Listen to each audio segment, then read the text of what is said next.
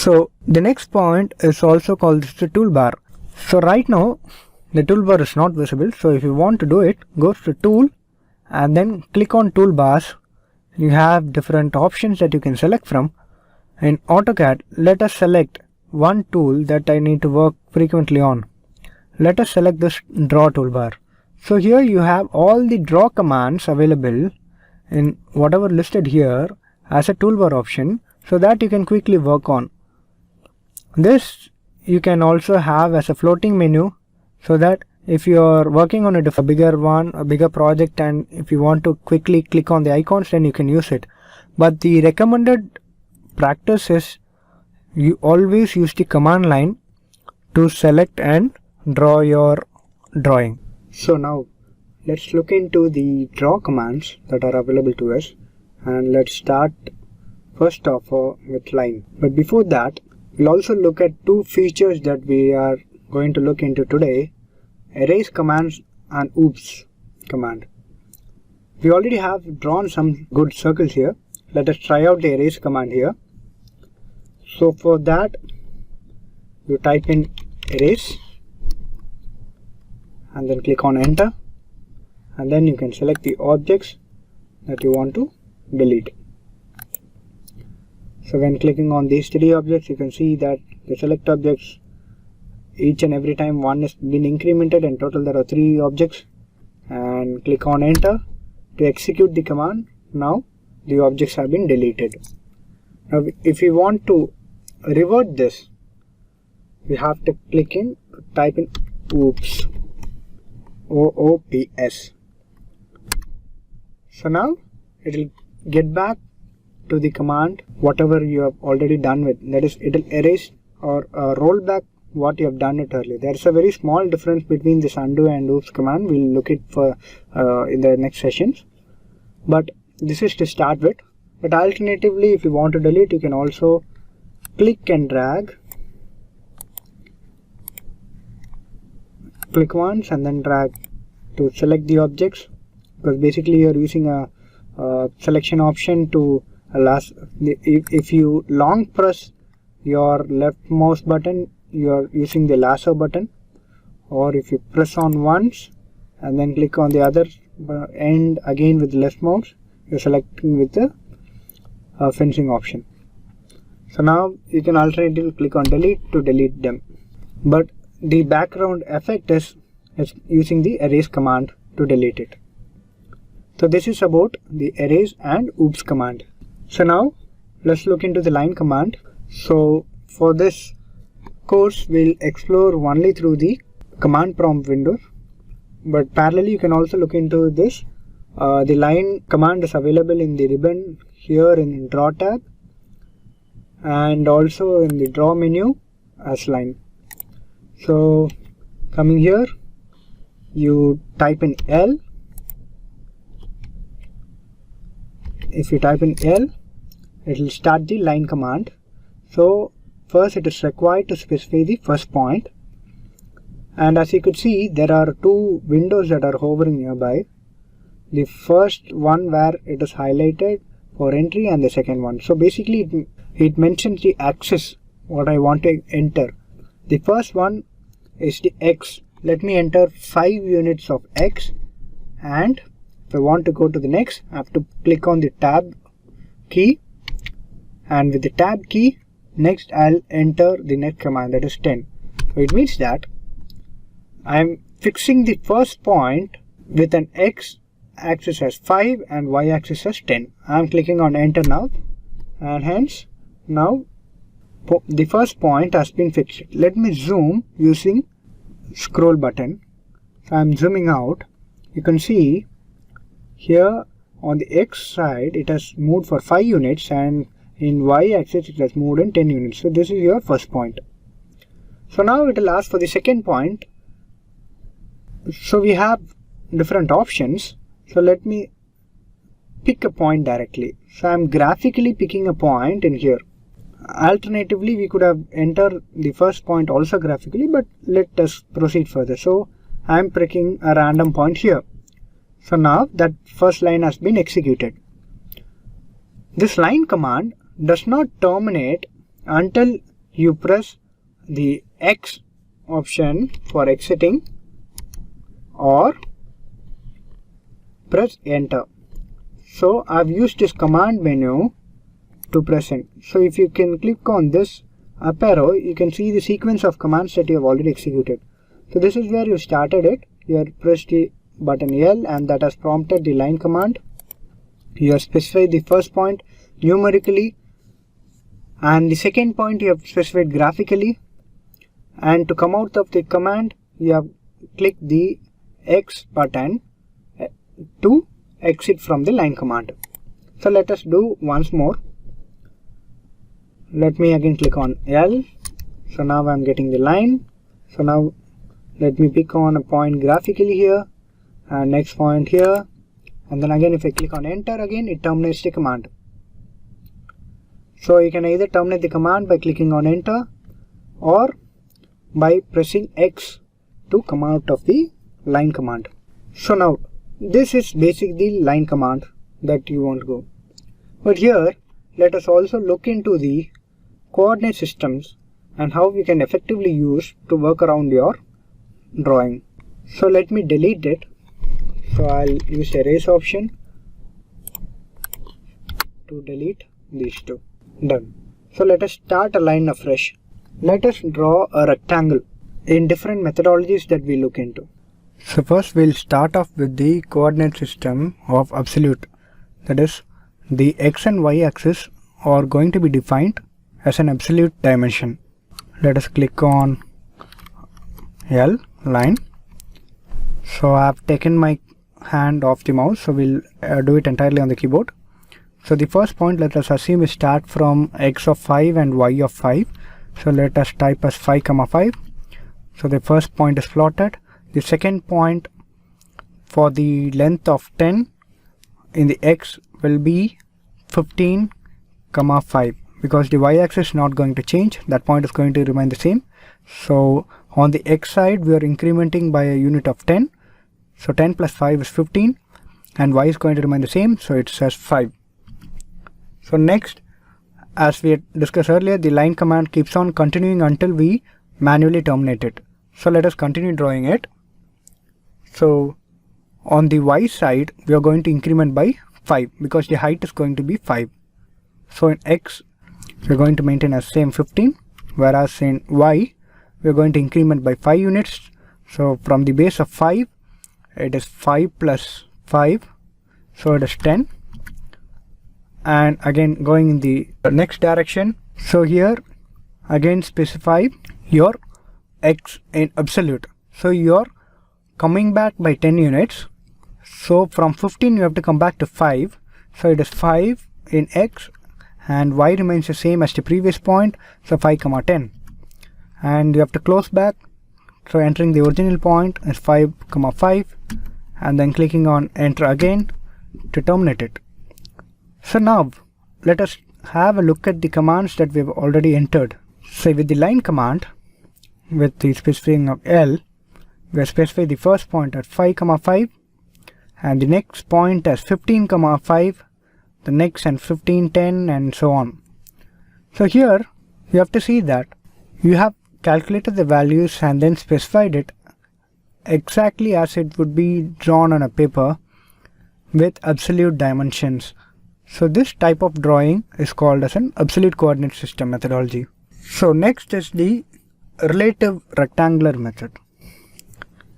To look into that, so let us erase this off and start afresh. So I'm clicking on line command again and specifying the first point as 5, 5. So now the second point, ideally let me say that I have to go only to 10 units in the X direction. So to specify that, I'll use the command of alpha at the rate of, that is shift and pressing 2. So alpha and 10, 0.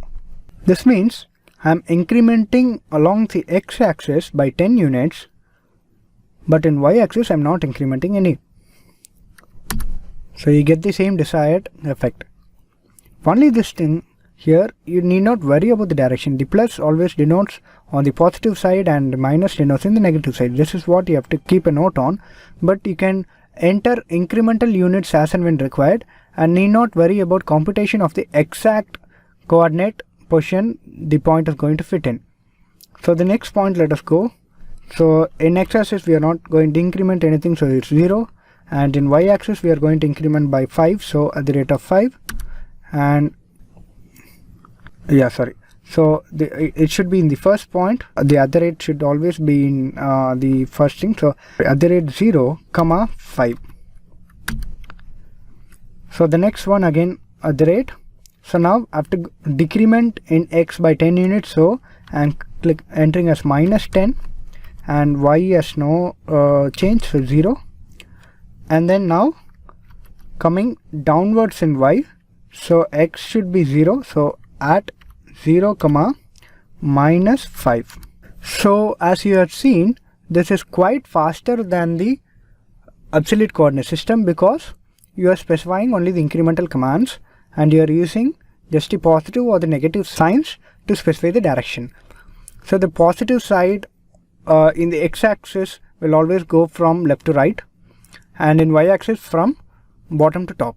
If you want to reverse the direction, that is if you want to go from right to left in the pane, so then you have to specify a negative, and again from top to bottom it's again in negative. So this is the relative rectangular coordinate system. So let us come out of the command by clicking on enter. So now let us again expand this window to check again what we have done. So here we have specified L command and specified the first 0.55 and then used @ command to enter the x and y direction in increment.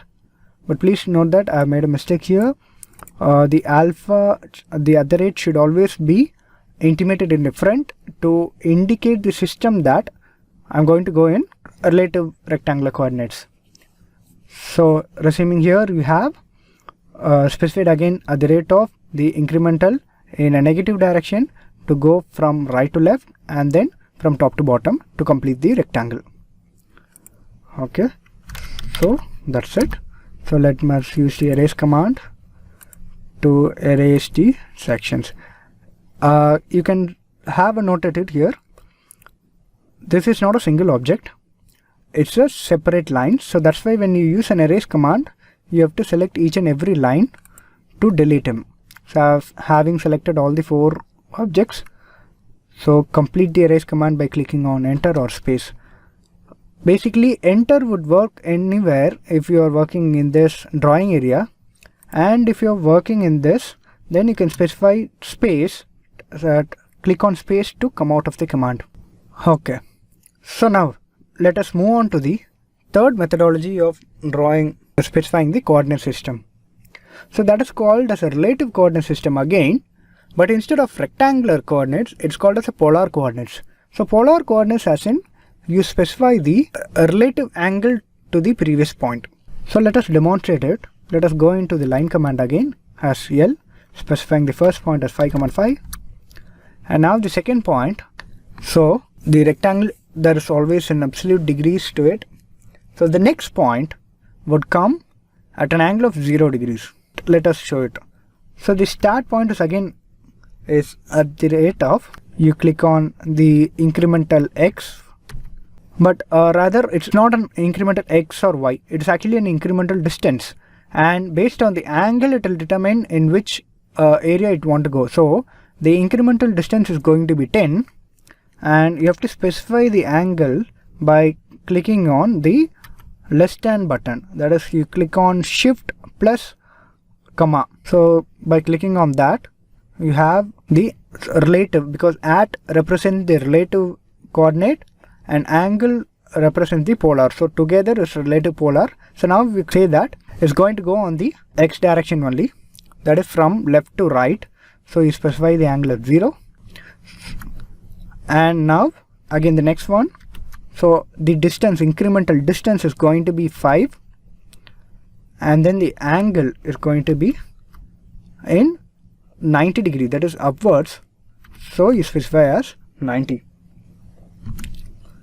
And now again at the rate of, now the distance we require is 10, and now the angle, you have to go from right to left, so it's actually the other side of, so is 180. So going on a polar coordinate system, so its angle this way, 0, 90, 180 and 270.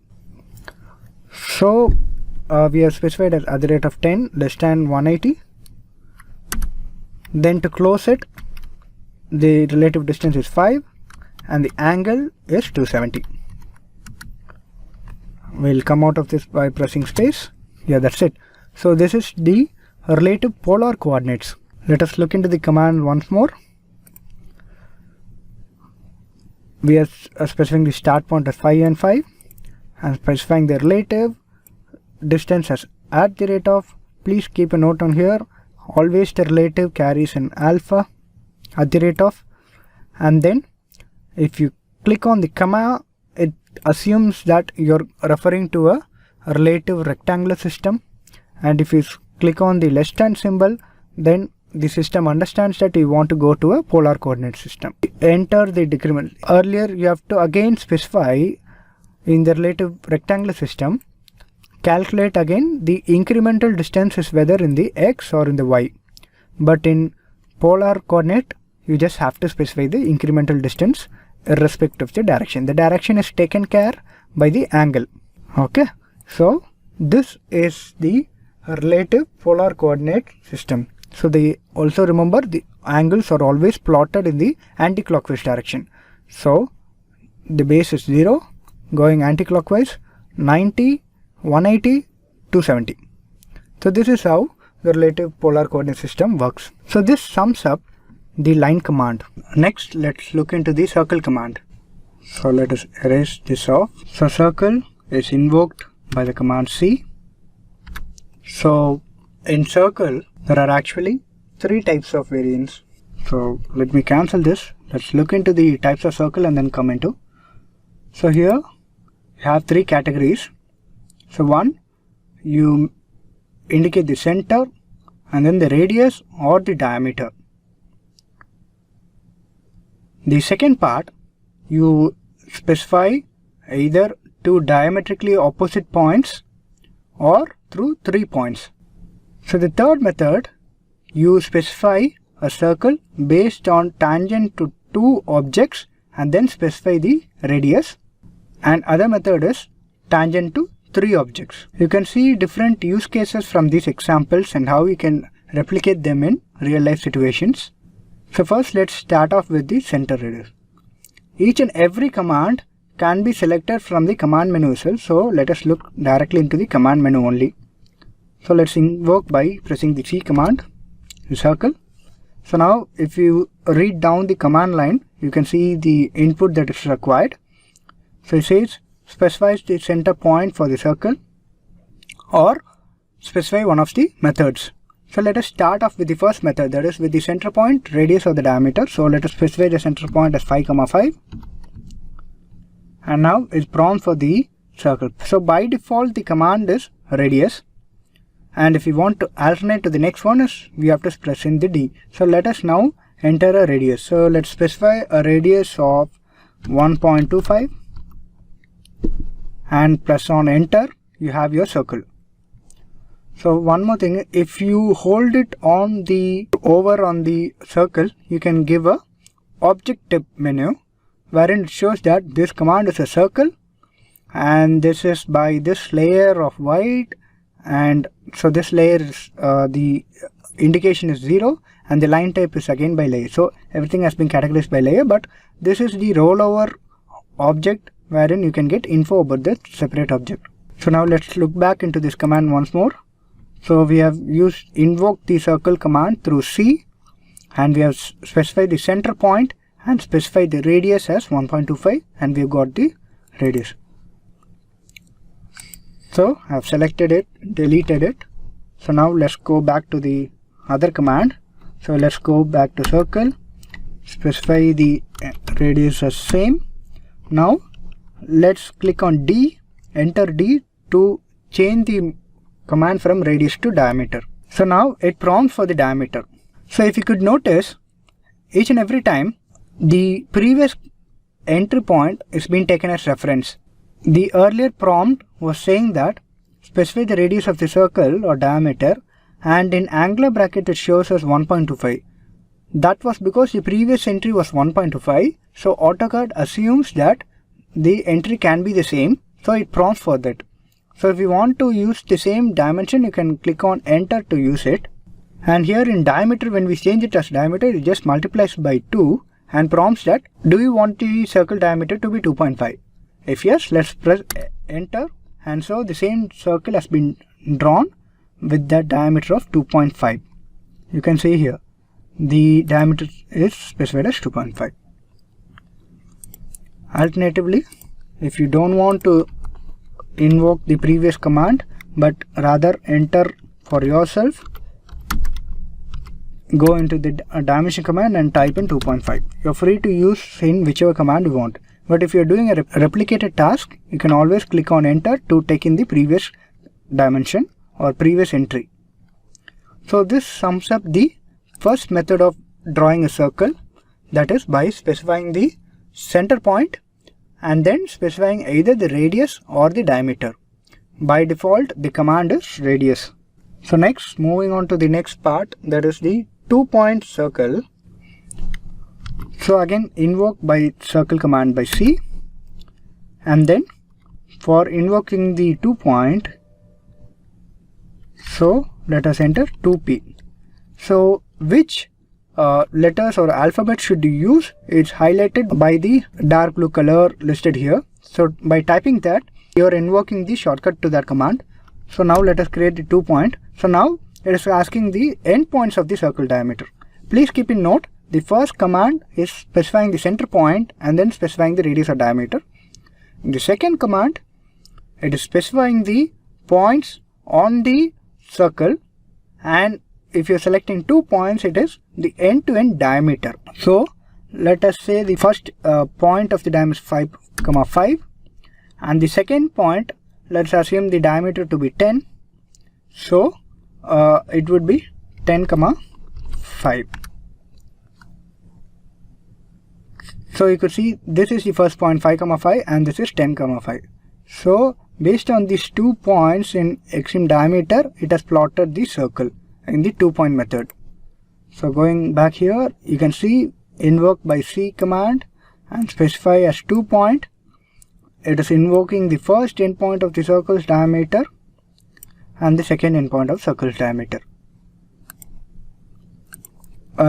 You can also note that we are always using the keyboard command, but once you have started drawing images and you want to start from one edge to the other in the drawing, then you can choose very well. For example, if I am drawing a line here, and then I want to continue a circle, so let me come out of this and then specify a circle with the center point as here. Then I could select in. So this green line we'll talk about later. So this snapping points. But see, so based on this we can also select graphically. The other way of doing it is again picking the center point or whichever is required, and if suppose if I want to draw a circle with the radius of this line, then I can also select this object so that it can draw with this radius. That is, based on the selection, it can use the same dimension to utilize in this. The other way of doing is again typing the diameter radius that you want to do.